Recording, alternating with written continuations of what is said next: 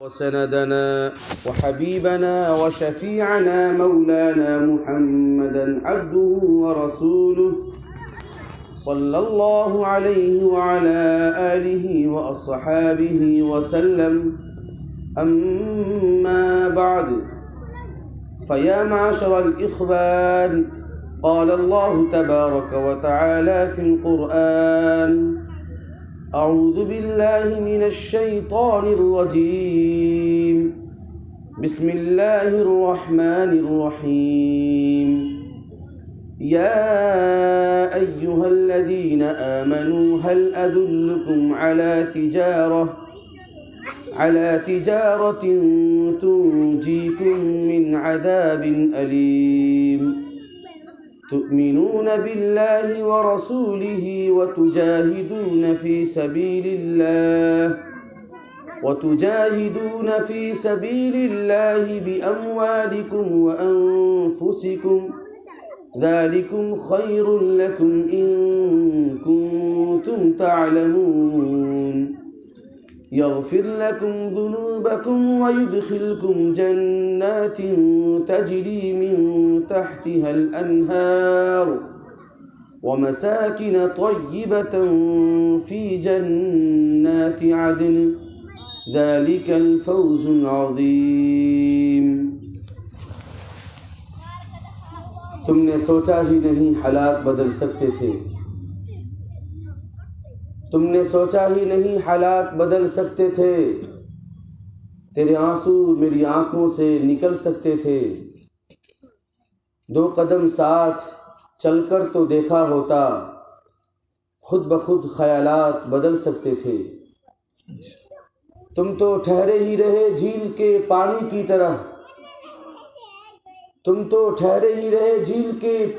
طرح، دریا ہوتے تو بہت دور نکل سکتے تھے. تم نے الفاظ کی تاثیر کو پرکھا ہی نہیں، نرم لہجے سے پتھر بھی پگھل سکتے تھے. محترم بزرگوں اور عزیز دینی بھائیوں، آج دنیا کے اندر جتنے بھی لوگ ہیں، کائنات کے اندر جنگلوں میں بسنے والے، شہروں میں بسنے والے، امیر ہو یا غریب، عاقل ہو یا بالغ، جاہل ہو یا عالم، دیہات میں رہنے والا ہو یا شہر میں رہنے والا، جو جہاں بھی رہتا ہو، سب کی ایک ہی خواہش ہوتی ہے کہ میں کامیاب ہو جاؤں. چھوٹے بچے سے لے کر بوڑھے تک، پڑھنے والے بچوں سے لے کر ان پڑھ اور گنوار تک، جتنے لوگ ہیں، جتنے انسان ہیں اس دھرتی پہ، سب کی ایک ہی خواہش ہے کہ میں کامیاب ہو جاؤں. ایک کسان وہ اپنی کامیابی کا معیار خود طے کیے ہوا ہے، ایک ایڈوکیٹ وکیل وہ اپنی کامیابی کا معیار الگ انداز سے طے کیے ہوا ہے، ایک ڈاکٹر وہ اپنی کامیابی کا معیار الگ انداز سے طے کیے ہوا ہے. غرض کہ جو جس فیلڈ میں ہے، سب نے اپنی اپنی کامیابی اور سکسیس کی ایک کرائیٹیریا گڑ رکھی ہے کہ اگر میں اس کام کو کر لیا تو گویا کہ میں سکسیس ہو گیا. ایک پولیٹیشین اس نے اپنے سکسیسنیس ہونے کی اور اپنی کامیابی کی راہ کو ایک الگ بتاتا ہے. ایک اسٹوڈنٹ جو میٹرک کا ایگزام دیتا ہے، اس سے پوچھئے تو اپنی کامیابی کا ایک الگ معیار طے کیا ہوا ہے. لیکن ان تمام لوگوں کے معیار اور کرائیٹیریا جب اس کو قرآن و سنت کے دائرے میں رکھتے ہیں تو قرآن کہتا ہے کہ فَمَنْ زُحْزِحَ عَنِ النَّارِ وَأُدْخِلَ الْجَنَّةَ فَقَدْ فَازَ، کہ جو جہنم سے بچ کر جنت میں جانے والا بن گیا، فقد فاز، وہی کامیاب ہے. کہ جو جہنم سے بچ کر جنت میں داخل ہو گیا وہی کامیاب ہے. ورنہ کسان اپنی کامیابی سمجھتا ہے کہ میں نے جو اپنے کھیتوں میں فصل اگایا ہے، اگر اچھا فصل مل گیا تو میں کامیاب ہو گیا۔ ڈاکٹر کے ذہن میں یہ بات بیٹھی ہوئی ہے کہ میں پڑھ لکھ کر آ گیا، میں نے ایک ہاسپٹل کھولا اور پورے لوگ اس میں آنے لگے، میری ڈاکٹری مشہور ہو گئی، میں کامیاب ہو گیا۔ ایڈوکیٹ نے اپنی کرائٹیریا یہ گڑھ رکھی ہے کہ اگر میں اپنی وکالت میں نام کما لیا، علاقے اور دور دراز سے لوگ الگ الگ انداز کے کیسز لے کر میرے پاس آ رہے ہیں تو میں کامیاب ہو گیا۔ ایک اسٹوڈنٹ وہ سمجھتا ہے کہ میں نے ایگزام دیا اور مجھے 100% مارکس مل گیا یا 90% مارکس مل گیا تو میں کامیاب ہو گیا۔ ایک لیبر قسم کا آدمی، اس کو بھی یہی ہے کہ اگر میں اپنی کاریگری کے اندر اچھا سفل ہو گیا اور لوگ مجھے بلانے لگے تو میں کامیاب ہو گیا۔ لیکن میرے بھائی، ہم سب دھوکے میں ہیں۔ کسان بھی اپنی جو معیار اور اپنی کرائٹیریا گڑھا ہے وہ بھی دھوکے میں ہے۔ ڈاکٹر صاحب نے جو اپنی کرائٹیریا گڑھ رکھی ہے وہ بھی دھوکے میں ہے۔ انجینئر صاحب نے جو سمجھا کہ میرے بناوٹ اور میری میپنگ کو پوری دنیا اور اس کو پسند کرتی ہے، وہ اس دھوکے میں ہے۔ اور ایڈوکیٹ صاحب یہ سمجھ رہے ہیں کہ میرے پاس کیسز آ رہے ہیں اور میری شہرت بڑھ رہی ہے، میری وکالت چمک رہی ہے اور میں کامیاب ہو گیا، وہ بھی دھوکے میں ہے۔ میرے بھائی، تو پھر کامیاب کون ہے؟ قرآن کہتا ہے یا ایھا الذین آمنوا هل ادلکم، کہ ایمان والو کیا میں تمہیں ایک ایسی تجارت کی طرف رہنمائی کروں جو تمہیں جہنم کے عذاب سے بچا دے۔ یا ایھا الذین آمنوا هل ادلکم علی تجارۃ تنجیکم من عذاب علیم، کہ ایمان والو کیا میں تمہیں ایک ایسی تجارت، ایک ایسا بزنس، ایک ایسی مارکیٹنگ بتاؤں جو تم کو جہنم کے اور دردناک عذاب سے نجات دے دے۔ اللہ نے فرمایا کہ تم یہ کرو، تؤمنون باللہ، اللہ پر ایمان لے کر کے آؤ۔ ایسا ایمان کہ آج پوری دنیا کی جو لڑائی ہے مسلمان سے، وہ اس کے گھر کی، اس بلڈنگوں کی لڑائی نہیں ہے، اس کے جاب چھن جائے اس کی لڑائی نہیں ہے، وہ اس کو مار دیا جائے اس کی لڑائی نہیں ہے، بلکہ سب کو اس بات کی لڑائی ہے کہ مسلمان جو جتنی یقین کے ساتھ لا الہ الا اللہ پر یقین رکھتا ہے کہ کیسے مسلمان اس سے کٹ جائے، تو اصل مسئلہ پوری دنیا کا لا الہ الا اللہ سے کاٹنے کی لڑائی ہے کہ اگر مسلمان جس دن چوراہوں پر کھڑے ہو کر یہ کہہ دے لا الہ الا اللہ، میں اللہ کو نہیں مانتا، یہ میرے نزدیک غلط ہے، نعوذ باللہ من ذالک، اس دن آپ کی بلڈنگ سیف رہے گی، آپ کی جیون سیف رہے گی۔ آج آپ دیکھ رہے ہیں عبدل کے نام پر، محمد کے نام پر کسی کی بلڈنگیں ڈھائی جا رہی ہے، کسی کو مارا جا رہا ہے، کسی کو جیل میں ٹھوسا جا رہا ہے، وہ محض اس بنیاد پر کہ یہ ببانگ دہن یہ اعلان کرتا ہے یہ بندہ کہ میں اللہ کا ہوں، اللہ میرا ہے، میں اللہ کی پوجا کرتا ہوں، میں اس کے علاوہ کسی کی پوجا نہیں کرتا ہوں۔ تو اگر یہ یقین کامل مسلمانوں کے دل میں بیٹھا ہوا ہے کہ وہ اللہ پر ایمان لے کر کے آتا ہے، اور دوسرا جز محمد الرسول اللہ و رسولہ،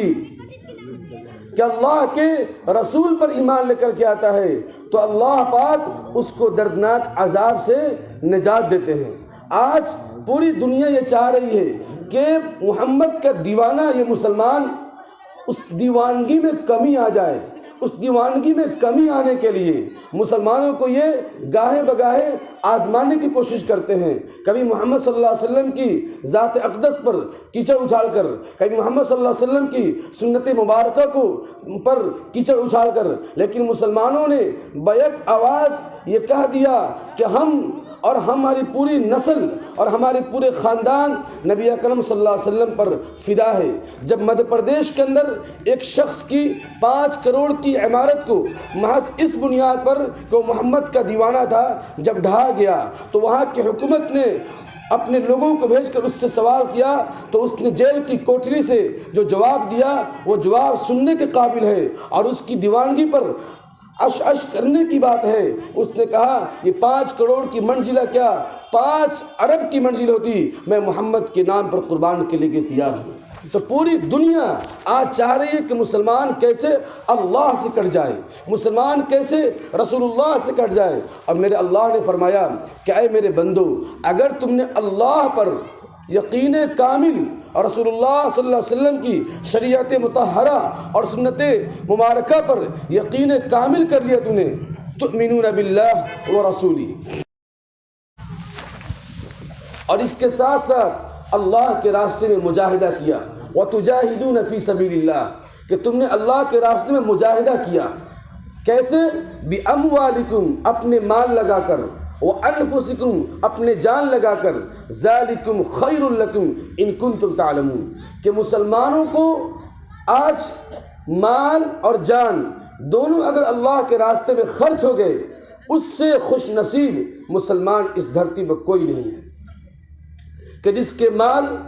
کہ جس کی جان اللہ کے راستے میں مجاہدے کے لیے نکل گئے، سر پہ کفن باندھ کر اپنے اللہ کی شریعت کی حفاظت کے لیے اور اپنی شہادت کو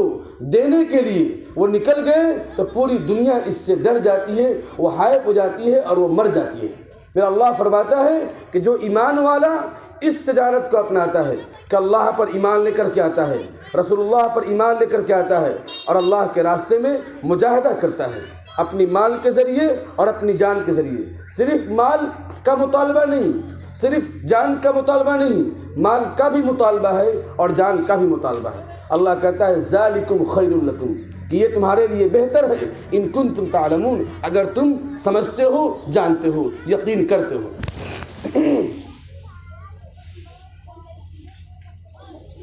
اب اللہ پاک جب مسلمان یہ کام کرتا ہے، اللہ پر اور اس کے رسول پر ایمان رکھتا ہے اور اللہ کے راستے مجاہدہ کرتا ہے، تو اللہ اس کو انعامات سے نوازتے ہیں۔ کیا انعام دیتا اللہ پاک؟ یغفر لکم ذنوبکم، کہ اللہ تمہارے گناہوں کو معاف کرتا ہے۔ تو اللہ پاک، ہم لوگ صبح سے لے کر شام تک گناہوں میں مبتلا ہیں، ہماری آنکھیں گناہیں کر رہی ہیں، ہمارے دل کے خیالات، بدگمانیاں ہمیں گناہوں کی طرف ڈھکیل رہی ہے، ہمارے معاملات گناہوں کی طرف ڈھکیل رہا ہے، ہمارے کرتوت اور ہمارے کیریکٹرز اور ہمارے کردار یہ سب کے سب گناہوں کی طرف ڈھکیل رہے ہیں، یہاں تک کہ ہم گناہوں میں ڈوب چکے ہیں۔ اللہ فرماتا ہے تم یہ کام کر لو، میں تمہارے گناہوں کو معاف کر دوں گا۔ اور پھر کیا کروں گا؟ جب تم معصوم میرا بندہ ہو جائے گا، گناہوں سے پاک ہو جائے گا، تو میں تجھے ایسے ہی نہیں چھوڑوں گا۔ وَيُدْخِلْكُمْ جَنَّاتٍ تَجْرِي مِن تَحْتِهَا الْأَنْهَارُ، کہ میں تم سے ایسے باغات میں تم کو داخل کروں گا کہ جس کے نیچے نہریں بہیں گی۔ اب یہ نہریں محدثین نے اس کی الگ الگ تفسیر کی ہے، مفسرین نے اس کی الگ الگ تفسیر کی ہے کہ اس گارڈن کے اندر شہد کی نہر، دودھ کا نہر، ہر طرح کی اللہ پاک سہولیات سے ہمیں مالا مال فرمائے گا۔ اور اس کے بعد وَمَسَاكِنَ طَيِّبَةً، کہ تمہیں سکون والا گھر اللہ عطا فرمائے گا۔ تم نے اللہ کے راستے میں مجاہدہ کیا، تم نے اللہ پر یقین کیا مکمل، اللہ پاک تمہیں سکون والا گھر، وَمَسَاكِنَ طَيِّبَةً، طیب گھر، پاک گھر اللہ تم کو عطا فرمائے گا۔ فی جنات عدن، اور یہ ایک دن کے لیے نہیں ہے، یہ کرائے کے مکان نہیں ہوگا، ہمیشہ ہمیشہ کے لیے ہوگا۔ فی جنات عدن، کہ اللہ پاک اور اللہ فرماتا ہے کہ جب تم کو یہ تمام چیزیں حاصل ہو گئی، ذالک الفوز العظیم، یہ اصل کامیابی ہے، یہ اصل کامیابی ہے۔ گویا کہ یہ کرائٹیریا جو دنیا والوں نے، ایک اسٹوڈنٹ نے، ایک ٹیچر نے جو یہ گڑھ رکھا تھا کہ میری ٹیچنگ چمک گئی تو میں کامیاب ہو گیا، نہیں، یہ تو کل من علیہا فان، یہ فانی ہے، یہ سب کے سب فنا ہونے والی ہے۔ کسان کی کسانیت، وکیل کی وکالت، ڈاکٹر کی ڈاکٹری اور ٹیچر کی یہ ٹیچنگ، یہ سب کے سب ختم ہو جائیں گے، صرف اللہ کی ذات باقی رہے گی اور اس کے فرمودات و ارشادات باقی رہیں گے۔ اللہ فرماتا ہے جب تم یہ کرو گے تو یہ کامیاب ہے۔ اسی طریقے سے اللہ پاک نے قرآن کریم کے اندر ایک جگہ فرمایا الذین یتبعون الرسول النبی الامی الذی یجدونہ مکتوبا عندہم فی التوراۃ والانجیل، کہ جو لوگ اس نبی امی کی شریعت کا مکمل طور پر اتباع کرتے ہیں اور اس کے مطابق اپنی 24 گھنٹے کی زندگی کو گزارتے ہیں، اپنی صبح اپنا دوپہر اور اپنا شام، اپنی بولی، اپنی چال، اپنے معاملات، اپنی نوکری اور اپنی پورے سسٹم کو نبی اکرم صلی اللہ علیہ وسلم کے تابع کر دیتے ہیں، اپنی پوری نظام زندگی کو نبی اکرم صلی اللہ علیہ وسلم کے تابع کر دیتے ہیں، اپنے پورے کاروباری زندگی کو نبی اکرم صلی اللہ علیہ وسلم کے تابع کر دیتے ہیں، وہ نبی جو امی ہے، جس کا اس دھرتی پہ کوئی استاذ نہیں ہے، اور جس کے بارے میں توریت میں ذکر کیا گیا ہے، جس کے بارے میں انجیل میں ذکر کیا گیا ہے، جس کے بارے میں زبور میں ذکر کیا گیا ہے، اور اس نے میرے نبی نے جس چیز کو وَيُحِلُّ لَهُمْ طَيِّبَاتٍ وَيُحَرِّمُ عَلَيْهِمُ الْخَبَائِثَ وَيَضَعُ عَنْهُمْ إِصْرَهُمْ وَالْأَغْلَالَ الَّتِي كَانَتْ عَلَيْهِمْ فَالَّذِينَ آمَنُوا بِهِ وَعَزَّرُوهُ وَنَصَرُوهُ وَاتَّبَعُوا النُّورَ الَّذِي أُنزِلَ مَعَهُ کہ اس نے نبی نے جس چیز کو حلال کہہ دیا ہم نے اس کو بغیر سوچے بغیر سمجھے حلال سمجھ لیا، میرے نبی نے جس چیز کو حرام کہہ دیا ہم نے اس کو بغیر سوچے بغیر سمجھے ہم نے اس کو حرام کہہ دیا۔ میرا نبی فرماتا ہے، اللہ پاک نے فرمایا کہ میرے نبی کے اس فرمودات پر جس نے اپنی زندگی گزاری، جس نے اس کو اپنی زندگی میں مانی، میرے نبی نے کہہ دیا کہ فلاں چیز شراب حرام ہے۔ اب مسلمانوں نے اس پر یقین کامل کر لیا کہ سچ میں شراب حرام ہے، اس میں دماغ نہیں لگایا کہ یہ جو ہے ہمیں راحت پہنچاتی ہے، یہ ہماری تھکاوٹ کو دور کرتی ہے، یہ ہمارے موڈ کو فریش کرتی ہے، اس طرح کا ذہن نہیں لگایا۔ اللہ کے نبی نے کہہ دیا کہ سود کھانا حرام ہے، کہ اگر تم نے سود سے باز نہیں آیا تو اللہ نے فرمایا فَإِن لَّمْ تَفْعَلُوا فَأْذَنُوا بِحَرْبٍ مِّنَ اللَّهِ وَرَسُولِهِ کہ اگر یہ سود کھانے والے، بیاس کھانے والے اپنی اس حرکت سے باز نہیں آتے ہیں تو اے محمد اعلان کر دیجئے کہ وہ اللہ اور اس کے رسول سے جنگ کرنے کے لیے تیار ہو جائیں۔ تو مسلمانوں نے یہ دیکھا کہ میرے نبی نے کہہ دیا کہ سود حرام ہے، یا ایھا الذین آمنوا لا تأکلوا الربا کہ تم ربا مت کھاؤ، اضعافا مضاعفا دو گنا لے کر کے، پرسنٹیج لے کر کے، 5% لے کر کے، 10% لے کر کے، جرپیس کی کھیت مت کھاؤ، دھان پر پیسہ مت دو۔ یہ تمام چیز اگر تم رک گئے، تم نے نبی کی بات کو مان لیا، کہنا مان لیا، لیکن میں بڑے ادب کے ساتھ اب بڑے افسوس کے ساتھ یہ بات میں آپ کو عرض کر دوں، چونکہ گھومتے گھومتے بہت ساری نئی نئی چیزوں کی جانکاری ہو رہی ہے، اور پہلے سے بھی تھی کہ آج 5 وقت کی نماز پڑھنے والا مسلمان، سر پہ 24 گھنٹہ ٹوپی رکھ کر گھومنے والا مسلمان، اپنے چہرے کو نبی کی سنت سے سجانے والا مسلمان بخوشی جرپس کی کھیت کھاتا ہے جو کہ سراسر حرام ہے، بخوشی دھان پر پیسہ دیتا ہے جو کہ سراسر حرام ہے۔ اس میں کہیں بھی بزنس جیسی کوئی شکل ہی نہیں ہے۔ بزنس کہتے ہیں کچھ دو اس کے بدلے میں لو، اس میں صرف لینا ہی لینا، دینا کچھ نہیں، اس میں صرف لینا ہی لینا ہے، دینا کچھ نہیں۔ گویا کہ نبی نے جو کہہ دیا کہ یہ حرام ہے، مسلمانوں نے نہیں مانا، تو اب یہاں پر ایسے مسلمان کامیاب نہیں ہیں، ایسے مسلمان اللہ کی نظر میں کامیاب نہیں ہیں، ایسے مسلمان اللہ کی نظر میں محروم ہیں، ایسے مسلمان اللہ کے خاص بندے نہیں ہیں، ایسے مسلمان ایسے مسلمانوں پر اللہ کی رحمت خاصہ متوجہ نہیں ہوا کرتی، کیونکہ میرے نبی نے فرمایا وَيُحِلُّ لَهُمُ الطَّيِّبَاتِ وَيُحَرِّمُ عَلَيْهِمُ الْخَبَائِثَ اور فَاتَّبَعُوا النُّورَ الَّذِي أُنزِلَ مَعَهُ، اسی آیت کا جز ہے کہ تم اس نور کی اتباع کرو جو حضرت محمد مصطفیٰ صلی اللہ علیہ وسلم پر نازل ہوا ہے۔ اس نور کی تفسیر مفسرین نے قرآن کریم سے کیا ہے کہ تم اس قرآن کریم کی پیروی کرو جو حضرت محمد صلی اللہ علیہ وسلم پر نازل ہوا ہے۔ قرآن کی پیروی کیا کرنا ہے؟ قرآن کہتا ہے نماز پڑھیں گے۔ قرآن کہتا ہے رمضان کے مبارک مہینے میں ہر عاقل بالغ مسلمان مرد اور عورت کو روزہ رکھنا ہے، بغیر چونے چرا کے ہم روزہ رہیں گے۔ لیکن قرآن نے کہہ دیا ہے آگے بھی کہ اگر کوئی بیمار ہو، اس روزہ رکھنے سے کسی کی زندگی کے جانے کا خطرہ ہو، کسی کی بیماری کے بڑھ جانے کا خطرہ ہو، فمن کان منکم مریضا او علی سفر فعدۃ من ایام اخر، کہ اگر کوئی بیمار ہے یا کوئی سفر میں ہے تو یہ لوگ اس دن اتنے ٹائم روزہ نہ رکھیں، لیکن جب بیماری سے یہ صحیح ہو جائیں، تندرست ہو جائیں، تو اپنی زندگی میں کبھی بھی اس روزے کو دہرائیں۔ زندگی میں روزے کی فدیہ نہیں دیا جاتا ہے۔ ہر آدمی پوچھتا ہے مسئلہ، بھئی روزے کی فدیہ، زندگی میں روزے کی فدیہ نہیں ہے، بلکہ دعا کرنی ہے کہ یا اللہ میری طبیعت صحیح کر دے تاکہ میں اس چھٹے ہوئے روزے کو ادا کر سکوں۔ تو میرا اللہ نے فرمایا قرآن کریم کی جو اتباع کرتا ہے، جو محمد صلی اللہ علیہ وسلم پر نازل ہوا، آگے فرمایا اللہ پاک نے اولئک هم المفلحون، یہ کامیاب ہے۔ اصل میں جو میں آپ کو بتانا چاہ رہا ہوں کہ وہ اس سکسیس کامیاب کون ہے، یہ جو ہم لوگوں نے جو کرائٹیریا اور جو معیار جو گڑا تھا، اللہ نے سب کا انکار کر دیا کہ نہیں یہ کامیاب نہیں ہے، کامیاب یہ ہے اولئک هم المفلحون۔ اسی طریقے سے اللہ پاک نے قرآن کریم میں فرمایا بسم اللہ الرحمن الرحیم قد افلح المؤمنون، تحقیق کہ وہ مسلمان، وہ مومن، وہ اللہ کا پر یقین کرنے والا کامیاب ہے۔ کون؟ الذین هم فی صلاتهم خاشعون، وہ مسلمان جو خشوع اور خضوع کے ساتھ نماز پڑھتا ہو۔ خشوع اور خضوع کیا ہے؟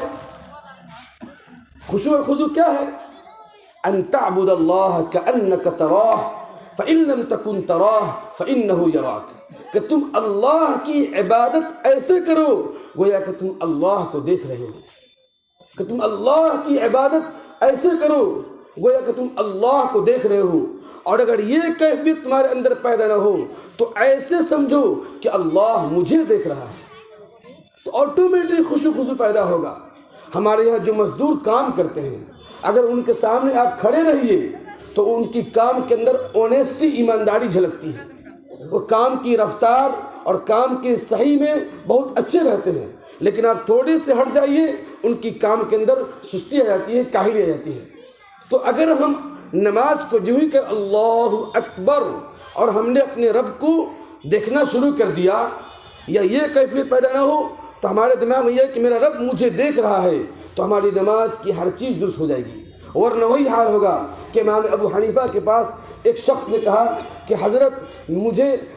کہ میری فلاں چیز گم ہو گئی۔ حضرت نے کہا ادھر آؤ، کائیں گھبراتے ہو، جاؤ وضو کرو، 2 رکعت نماز پڑھو، تمہاری وہ چیز مل جائے گی۔ اس کے دماغ میں وہ چیز گھومتی تھی، گھوم رہی تھی۔ اور دیکھیے گا آپ کو کوئی بات اگر بھول گئے ہیں، کوئی سامان بھول گئے ہیں، آپ نماز کی نیت باندھیے، فوراً شیطان آپ کو وہ سامان آپ کے سامنے کھڑا کر دیتا ہے، وہ باتیں آپ کے ذہن میں آ جاتی ہے۔ امام ابو حنیفہ نے اس کو کہا کہ تم 2 رکعت نماز پڑھو، اور فوراً 2 رکعت نماز پڑھتا ہے۔ چونکہ اس کا مکمل ذہن اس سامان پر تھا، وہ فوراً اس کے نگاہوں کے سامنے آ گیا۔ اس نے کہا کہ حضرت بہت آپ کا احسان ہے کہ آپ نے نماز کے ذریعے سے وہ چیز میری دلوا دی۔ حضرت نے کہا کہ تم اپنی نماز ٹھیک کرو، حضرت نے کہا کہ تم اپنی نماز ٹھیک کرو، گویا کہ خشوع خضوع والی تم اپنی نماز بناؤ، کہ جس مسلمان کا نماز خشوع خضوع والی نماز ہو گئی وہ کامیاب ہے۔ الذین هم فی صلاتهم خاشعون والذین هم عن اللغو معرضون، کہ وہ مسلمان کامیاب ہے جو لغو باتوں سے، ادھر ادھر کی باتوں سے بچتا ہے۔ افسوس، 100 بار افسوس، اللہ معاف فرمائے، خاص طور سے ہم دیوراج کے یوتھس اور نوجوانوں پر افسوس کہ جو اللہ پاک نے ہمیں ہر طرح کی سہولیات سے نواز دیا ہے۔ اللہ ہمارے جیبوں میں پیسہ بھر دیا، ہمارے کھیتوں میں فصلیں بھر دی، ہمیں مکانات سے نواز دیا، ہم نے اپنے بچوں کو پیسہ دیا، دینا چاہیے، لیکن آج اس پیسے کی وجہ سے وہ بچے چوراہوں پر بھیڑ لگائے رہتے ہیں، ہمیشہ لغویات میں بزی رہتے ہیں، ہمیشہ ادھر ادھر کاموں میں بزی رہتے ہیں، آج ان کو دین اور دنیا سے کوئی مطلب نہیں، ٹھٹھا مارنا، مذاقیں اڑانا، مکھولی کرنا، طرح طرح کی باتوں میں وہ ملوث ہیں۔ میرا اللہ نے فرمایا کہ جو مسلمان ان سب چیزوں سے، واہیات چیزوں سے بچتا ہے وہ کامیاب ہے، لیکن جو نہیں بچتا ہے وہ ناکام ہے۔ تو اگر ہم نہیں بچیں گے، اپنے وقت کو ضائع کریں گے، برباد کریں گے، چوک پر، چوراہوں پر، ہوٹلوں میں، سٹہ بازی میں، گارڈن کے اندر، ادھر ادھر جگہوں پر اگر ہم نے برباد کرتے ہیں تو ہم ناکام ہیں اللہ کی نظر میں، ہم ناکام ہیں حضور اکرم صلی اللہ علیہ وسلم کی نظر میں۔ آگے اللہ نے فرمایا والذین هم عن اللغو معرضون والذین هم للزکاة فاعلون والذین هم لفروجهم حافظون، کہ جو مسلمان جب بالغ ہو جاتا ہے اور بالغ ہونے کے بعد نفسانی خواہشات سے بچتا ہو، نفسانی خواہشات سے بچتا ہو، غلط حرکتوں سے بچتا ہو، اللہ نے فرمایا وہ کامیاب ہے۔ والذین هم لفروجهم حافظون الا علی ازواجهم او ما ملکت ایمانهم، ہاں اپنی بیوی یا مملوکہ ہو تو کوئی بات نہیں، فإنهم غیر ملومین فمن ابتغى وراء ذلك فأولئك هم العادون والذین هم لأماناتهم وعهدهم راعون، کہ جو مسلمان امانتوں میں خیانت نہ کرتا ہو وہ بھی کامیاب ہے۔ والذین هم علی صلاتهم یحافظون، کہ جو مسلمان نمازوں کی پابندی کرتا ہو وہ بھی کامیاب ہے۔ تو میرے بھائی بزرگوں اور دوستو، آج ہم لوگ اپنے آپ کو ان آیتوں کے روشنی میں رکھیں کہ کیا ہم لوگ ان آیتوں کے تحت آ رہے ہیں کہ نہیں آ رہے۔ اگر ہم آتے ہیں تو کامیاب ہیں، اور اگر ہم نہیں آ رہے ہیں تو ہم اپنی زندگی کو بدلنے کی ضرورت ہے کہ ہم اپنی زندگی کو بدلیں، اور اپنی زندگی کو بدل کر اور اپنی زندگی کو ایک نئی راستہ دیں، اپنی زندگی کو ایک نیا طریقہ دیں کہ اگر ہمارے اندر نماز کی کمی ہے نماز پڑھیں، اگر ہمارے اندر لغویات بھری ہوئی ہے اس سے بچیں، اگر ہم اپنی آنکھوں کی حفاظت نہیں کر پاتے، اگر ہم نفسانی خواہشات سے نہیں بچ پاتے اس سے بچیں، اگر ہم جھوٹ سے نہیں بچ پاتے اس سے بچیں، تب جا کر کے ہم کامیاب ہوں گے۔ تو الغرض قصہ مختصر یہ ہے کہ قرآن کریم کی وہ چھوٹی سی آیت فَمَنْ زُحْزِحَ عَنِ النَّارِ وَأُدْخِلَ الْجَنَّةَ فَقَدْ فَازَ، کہ جو جہنم سے بچ کر جنت میں چلا گیا، جو جہنم سے بچ کر جنت میں چلا گیا وہ انسان کامیاب ہے۔ جو جہنم سے بچ کر جنت میں نہیں گیا، چاہے وہ دنیا کے اندر کچھ بھی کر لے، کسی بھی پوسٹ پر ہو، کسی بھی عہدہ پر ہو، دنیا کے اندر کتنے بھی کمالات پیدا کر لیے ہوں، دنیا کے اندر کتنی اس کی شہرت ہو، لوگ اس سے ڈرتے ہوں، اس کی طاقت اور اس کی گروہ اور اس کے پاس ایک فوج ہو، اس کے پاس ایک لشکر ہو، اس کا ایک نام ہو، لیکن وہ کامیاب نہیں ہے، چونکہ وہ جہنم سے بچنے والا کام نہیں کیا ہے، جہنم سے بچنے والا کام نہیں کیا ہے۔ آج جہنم سے بچنے والا کام کرنا ہے، اگر یہ ہم کام نہیں کریں گے تو ہم ناکام ہیں، چاہے دنیا کی ہر تخت، ہر تاج اللہ ہمارے قدموں میں ڈال دے۔ اللہ پاک نے پوری دنیا کے تخت و تاج فرعون کے قدموں میں ڈال دیا، لیکن وہ ناکام ہوا۔ کیوں؟ جب اس کی موت ہوئی تو اس وقت اس کے کارنامے یہ بتا رہے تھے اور یہ شہادت دے رہے تھے کہ اس کے کام جہنم سے بچانے والا نہیں۔ جب یہ جہنم سے نہیں بچ پایا تو جنت میں داخل نہیں ہوگا، جب یہ جنت میں داخل نہیں ہوا تو پھر یہ کامیاب نہیں ہوا۔ یہ ہے میرے بھائیو بزرگوں اور دوستوں۔ تو آج بچوں سے لے کر جوانوں سے لے کر بوڑھوں سے لے کر ہر آدمی کے اندر اپنی فکر کرنی ہے۔ جب انسان فکر کرتا ہے تو زندگی میں بدلاؤ پیدا ہوتی ہے۔ جب کسان فکر کرتا ہے تو کیسی کیسی مٹی سے فصلیں اگانے پر فصلیں اگاتا ہے۔ جب بچے فکر کرتے ہیں تو اپنی ایجوکیشن کے اندر گروتھ لاتے ہیں، بڑھوتری ہوتی ہے۔ جب کمپنی والے فکر کرتے ہیں تو اپنی کمپنی کو ایک پروگریس اور ایک ڈیولپمنٹ لائن میں لاتے ہیں، ایک ترقی دیتے ہیں۔ لیکن جب مسلمان اپنے دین کی فکر نہیں کرتا ہے تو آج تنزلی کا شکار ہے، آج پوری دنیا کے اندر تنزلی کا شکار ہے۔ مسجدیں خالی ہو گئی، آج مدرسے خالی ہو گئے، علماء کم ہوتے جا رہے ہیں۔ کیوں؟ اسی لیے کہ ہم نے اپنے دین کی فکر نہیں کی۔ آج دین کی فکر کرتے ہم فکر کرتے تو ہر کام ہمارا جائز طریقے سے ہوتا. جب کام جائز ہوتا تو ہم ناجائز سمجھتے, جب ناجائز سمجھتے تو اللہ ہم سے راضی ہوتا. رضی اللہ عنہم ورضوا عنہ, اللہ جس سے راضی ہو گیا اللہ اس کے لیے جنت الفردوس کا جگہ عطا فرماتا ہے. اس لیے میرے بھائیو, بزرگوں اور دوستو, آپ سے مؤدبانہ گزارش یہ ہے کہ اپنی زندگی میں بدلاؤ لائیے. کلمہ طیب لا الہ الا اللہ محمد الرسول اللہ کو اپنی زندگی میں اتاریے. اگر ہم نے اپنی زندگی میں اس کلمے کی حقیقت کو نہیں اتارا اور حضرت محمد مصطفیٰ صلی اللہ علیہ وسلم پر نازل شدہ شریعت مطہرہ کے مطابق اپنی زندگی کو نہیں گزارا تو یقین جانیے نہ آپ کامیاب ہوں گے اور آپ کے جو فالوورز ہیں, جو آپ کے ماننے والے بچے ہیں, وہ بھی کامیاب نہیں ہوں گے.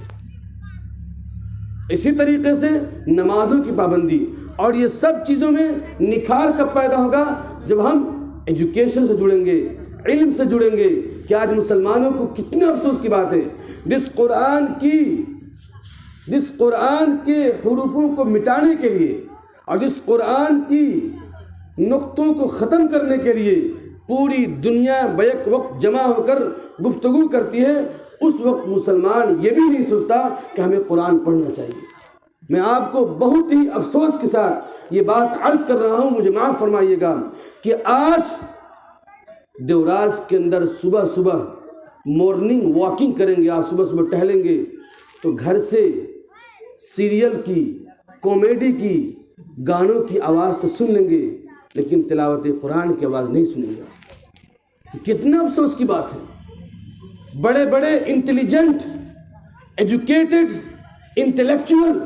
جو اپنے سینہ پہ ہاتھ مار مار کے کہتے ہیں آئی ایم ویری ٹیلنٹڈ,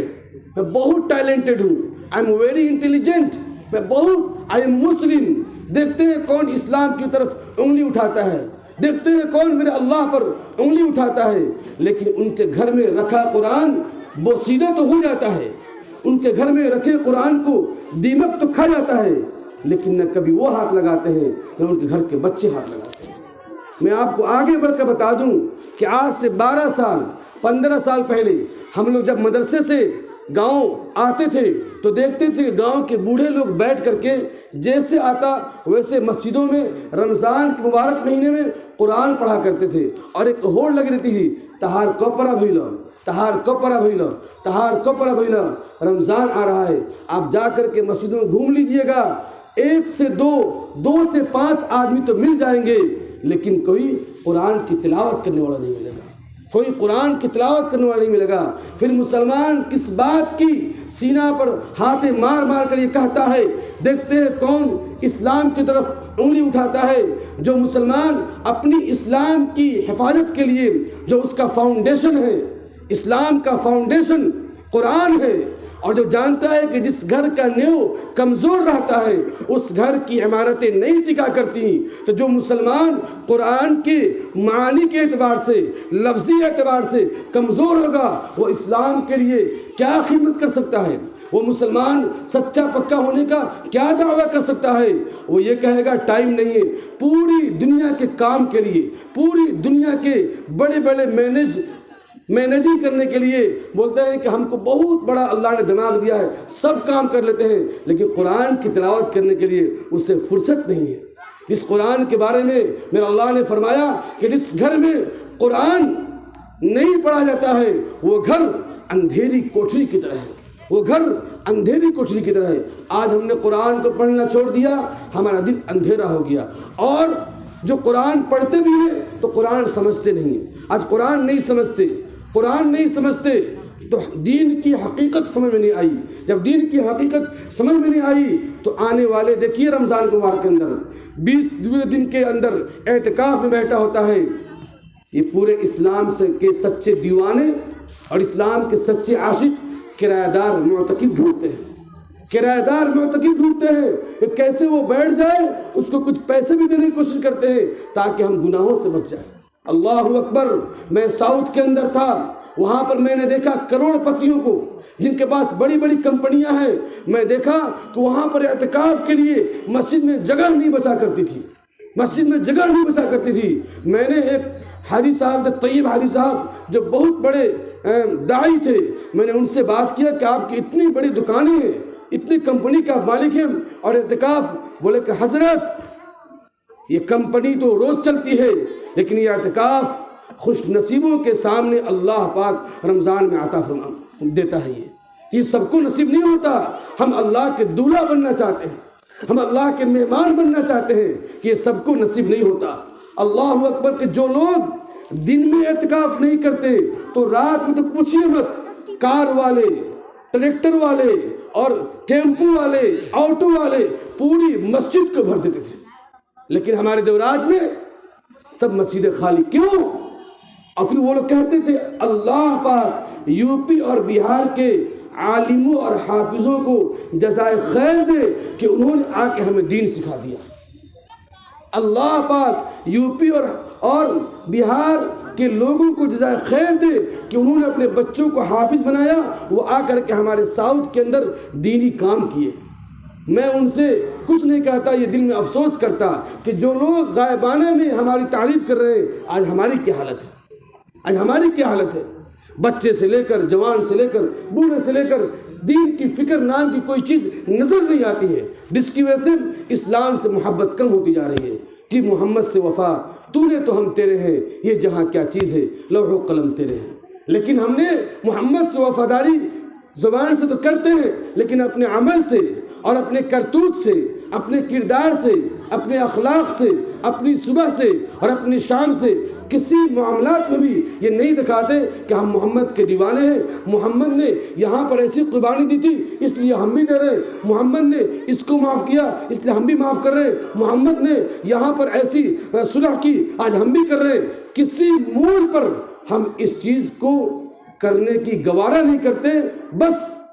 تم کرو تاکہ اسلام زندہ رہے، بس تم کرو تاکہ اسلام زندہ رہے، تم صبر کرو، تم صبر کرو، کیونکہ اللہ صبر کرنے والوں کے ساتھ ہے، لیکن جب معاملہ اپنے پر آتا ہے تو ہم اس کو نہیں کرتے۔ اس لیے میری آپ سے ادباً گزارش یہ ہے کہ انشاءاللہ ہم لوگ اپنی زندگی کو بدلیں گے، اپنی زندگی کو بدلیں گے انشاءاللہ بھائی۔ آنے والے رمضان میں انشاءاللہ قرآن کی تلاوت کریں گے بھائی انشاءاللہ، اور اپنے گھر کے نظام کو 100% دین پر کھڑا کرنا ہے، 100% دین پر کھڑا کرنا ہے۔ اپنے بچوں کے دل میں 100% اللہ اور اس کے رسول کی پر، اللہ کی شریعت اور رسول اللہ صلی اللہ علیہ وسلم پر نازل شدہ شریعت پر مکمل یقین کرنے کی دعوت دینی ہے انشاءاللہ۔ کریں گے بھائی؟ اللہ پاک آپ کو بھی کہنے سننے زیادہ عمل کرنے کی توفیق نصیب فرمائے، اللہ پاک مجھے بھی کہنے سننے زیادہ عمل کرنے کی توفیق نصیب فرمائے، اور اللہ پاک ہم سب کو شرور و فتن سے حفاظت فرمائے، اور اس گھر میں جو ننھا بچہ ہوا ہے اللہ پاک آج کے اس مجلس کی برکت سے اس کو دین کا داعی بنائے، اس کو ماں باپ کے لیے خیر بنائے، اس کو اپنے خاندان کے لیے خیر بنائے، اللہ پاک اس کو پوری عالم میں چمکائے، اور اللہ پاک اس کے سینے میں قرآن کو بھر دے، اللہ اس کی زبان پر ہر وقت اپنا نام اور رسول اللہ صلی اللہ علیہ وسلم کی صفات کو ہمیشہ بولنے والا بنا دے، اللہ اس کو دین اور دنیا دونوں کی صحیح سمجھ عطا فرما دے، اللہ پاک پورے گھر والوں کو، اللہ پاک جتنے لوگ بیٹھے ہیں سب کو کامیابی سے ہم کنار کرے، آمین۔ وآخر دعوانا ان الحمدللہ رب العالمین۔